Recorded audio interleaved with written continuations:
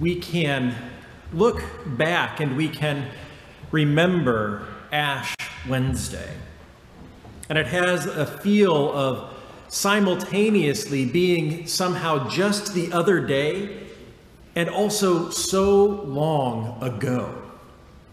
And wherever we may be on that spectrum at any given moment while looking back, when we look ahead, we can say the exact same thing and we can feel that same sort of tension.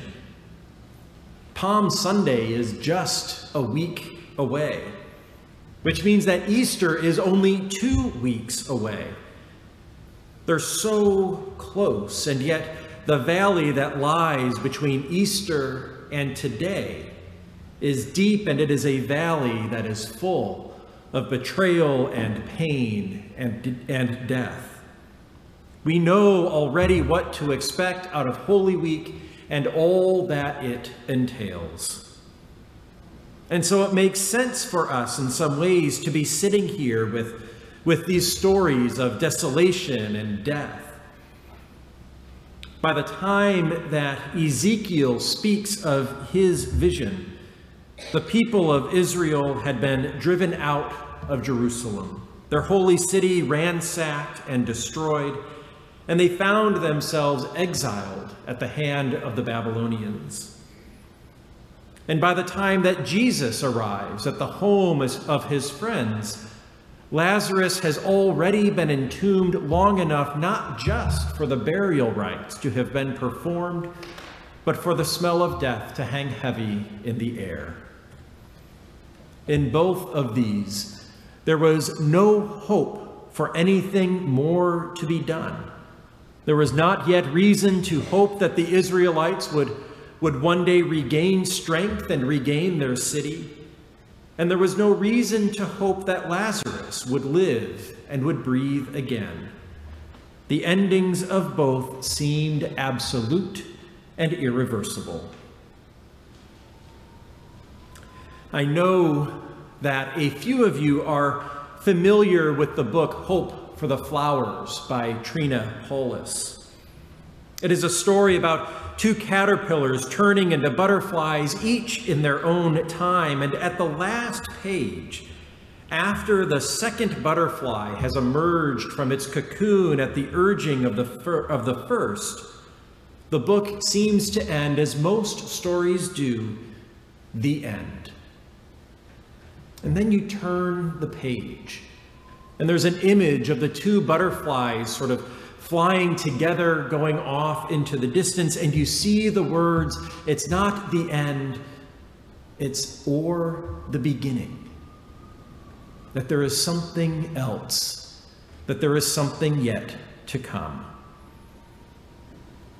It is hard at this time of year to get away from the memories of 3 years ago, what we were experiencing and wondering, fearing and realizing. We carry both a collective and an individual trauma from that time as we were all sort of settling into the pandemic. And at the risk of using the pulpit as my own therapy session, I'll admit that I've even been a little anxious remembering back 1 year to last Easter when I couldn't be with you after me and my family tested positive for COVID just before Easter.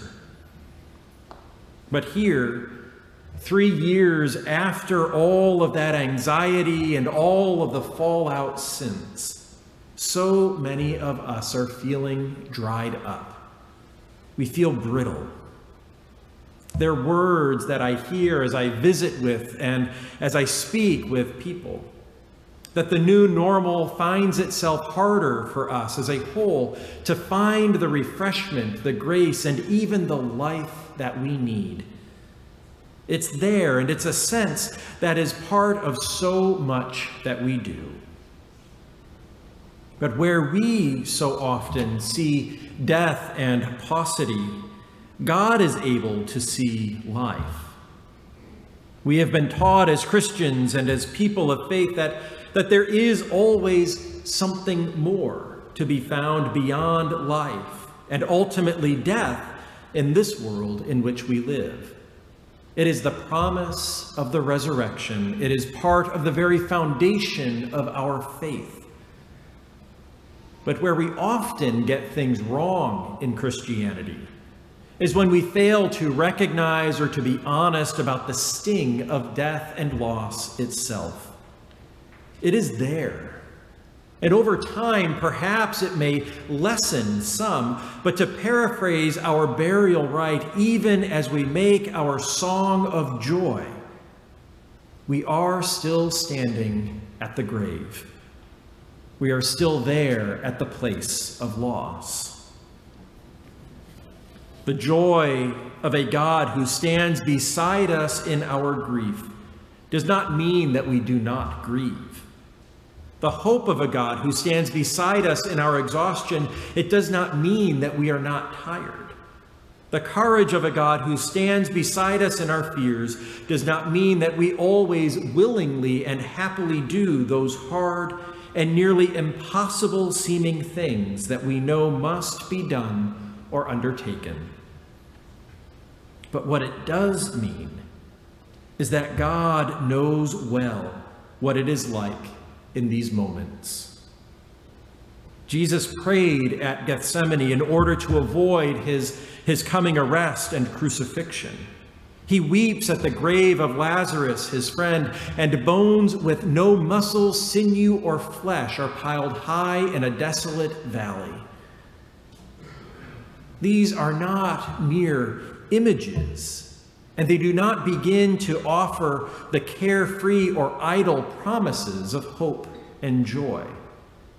These are born of a God who has loved their creation as much as it is possible to love. They are born of a God who has walked the steps of struggle and of pain.